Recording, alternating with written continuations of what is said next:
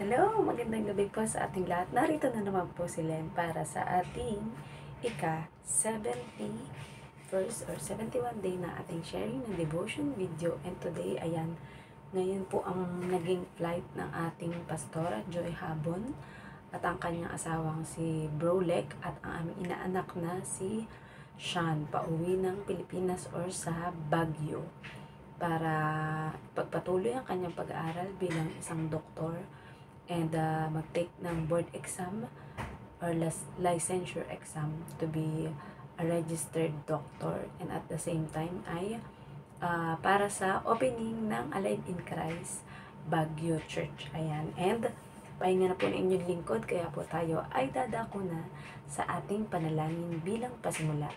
Ama naming Diyos na makapangyarihan sa lahat, muli nagpapasalamat po kami, Panginoon, sa panibagong araw na ito, Panginoon, ay pinagkaloob niyo sa aming Panginoon.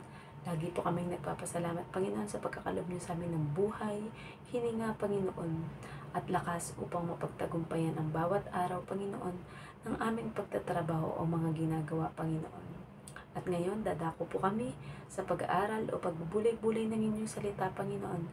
At alam po namin, Panginoon, ay pinagkaloob niyo na ang karunungan na nagmumula sa inyo upang aming maipahayag ng may gabay ninyo, Panginoon, at paglangis sa labi ng bawat isa sa amin or anointing, Panginoon, upang ang aming mababanggit lamang, Panginoon, or masasabi ay tunay na nagmumula sa inyo, Panginoon.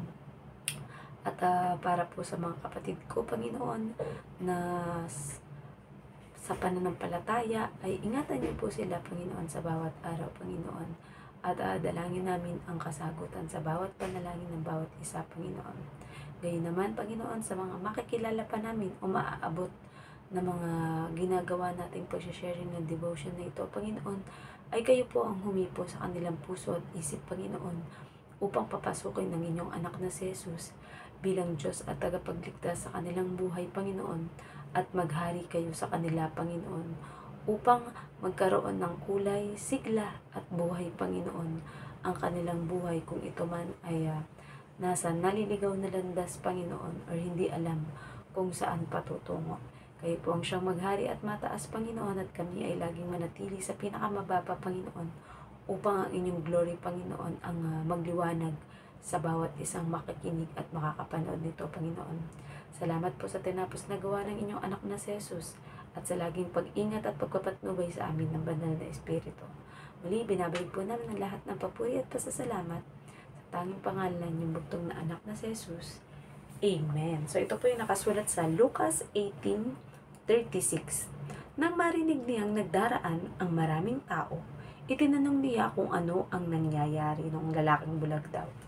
Message: dahil kahit bulag ay mayroon pa namang pandinig, pangamoy at pandama ang lalaking ito, kaya rinig niyang dumadaan ang maraming tao.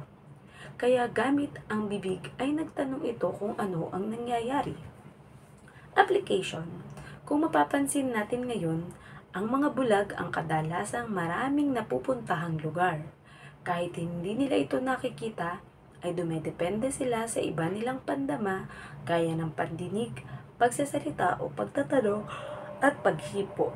Sa panahon naman natin ngayon ay may mga tungkod, may mga aso na nagsisilbing gabay ng mga bulag o di kaya ay mga gadget gaya ng cellphone na may mapa o nagsasalita para malaman kung nasa ang lokasyon ang isang bulag.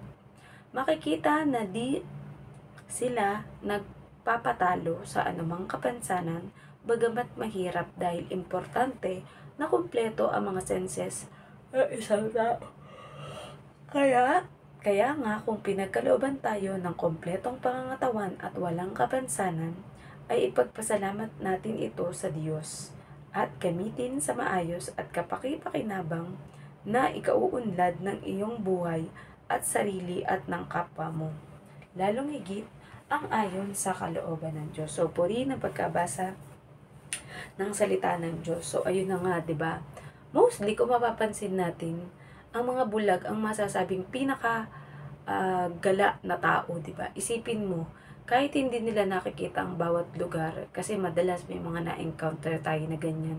At sa mga pagsakay-sakay sa mga bus or sa mga MTR ay mayroong guide para sa mga bulag. Ayan, may iba nga na makikita natin na merong nag-aakay sa kanila na aso, or yun naman na yung mga tawag dito, trained dogs, para maging guide talaga ng mga bulag upang makarating sila sa dapat nilang puntahan. Sumunod, may iba naman na yung kausap or yung cellphone ng isang bulag ay nagsasalita o sasabihin na pumunta ka sa kanan, pumunta ka sa kaliwa, diretso, yung mga ganun, 'di ba, na mga guidelines para makarating sila sa pupuntahan. And magtataka ka, talagang nakakarating or nakakapunta ang bulag sa lugar na dapat niyang puntahan, 'di ba?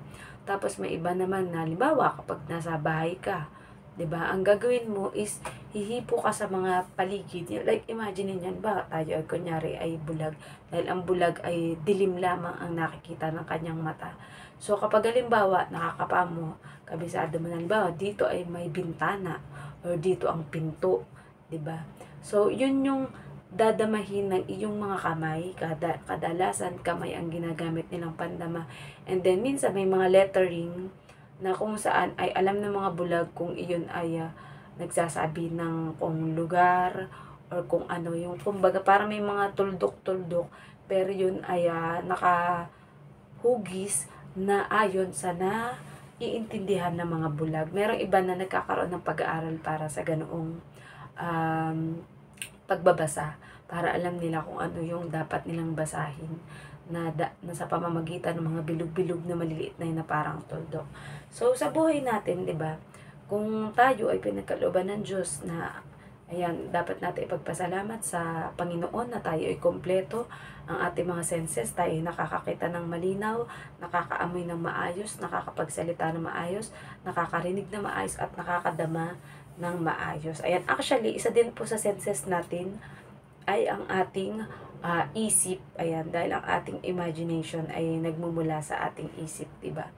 And isa rin sa senses natin ay ang ating puso. Ayan, kumbaga alam ng puso natin kapag tayo ay malungkot, masaya, problemado, 'di ba?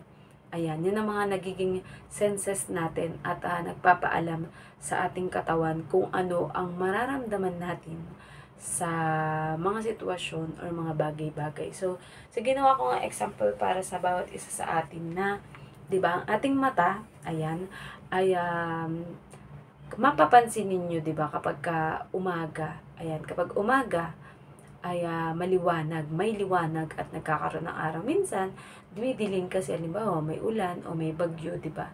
Kaya medyo madilim pero may liwanag pa rin. And imagine niyo sa isang buong room, halimbawa itong kwarto natin, 'di ba? Kapag pinatay mo na ang ilaw, ibig sabihin madilim na 'yon.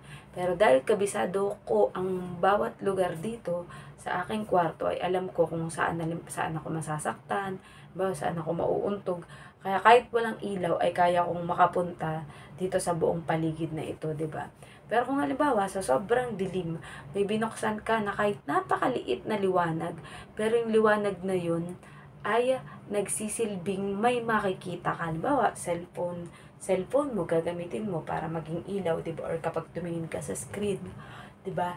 Ikaw ay namumulat ang iyong mata at nakikita mo kung ano yung mga nakalagay sa liwanag. So, sa buhay din natin na gano'n, halimbawa, syempre, kapag tayo ay nasa mga problema, mga kinakaharap ng mga panghihina, stress, minsan, may iba na akala nila ay wala ng pag-asa.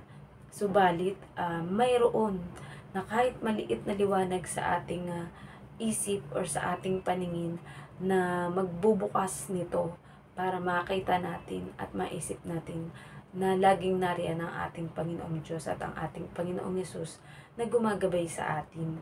Na kumbaga, hindi man natin nakikita physically ang Diyos at si Jesus dahil hindi na natin inabot ang mga panahon na nakasama siya ng mga alagad niya at ng mga tao noon, di ba? Na mga naniwala at sumampalataya sa Kanya. Pero sabi nga, mas mapalad ang mga taong naniniwala kahit hindi pa nakikita ang ating Panginoong Diyos at ang ating Panginoong Yesus. Dahil doon mo talaga makikita kung tunay ang pananalig o pananampalataya ng isang tao kapag hindi siya nakadepende sa kung ano ang nakikita ng kanyang mata, na physical, naririnig ng kanyang tenga, na physical din, 'di ba? At ng kanyang bibig, ayan, at ng kanyang kamay o na iba pang mga pandama, 'di ba? Kundi nananampalataya siya sa pamamagitan ng kanyang puso at ng kanyang isip na pinaghaharian ng ating Panginoong Diyos, 'di ba? Na kung saan, sabi ko nga, kahit mga bulag at may mga kapansanan ay nagagamit nila ang kanilang kapansanan or na-overcome nila ang kanilang kapansanan para hindi lang sila mabuhay na laging nakamukmok, malungkot, hindi na-enjoy ang buhay, 'di ba? Kumbaga, kahit halimbawa bulag siya, 'di ba, bilang isang kapansanan, pero meron pa siya ibang natitirang senses na pwede niyang gamitin para ma-achieve niya or mapuntahan yung gusto niyang puntahan, 'di ba? Yung hindi lang siya mananatili na nasa isang sulok, nakaupo lang, nakatayo, 'di ba?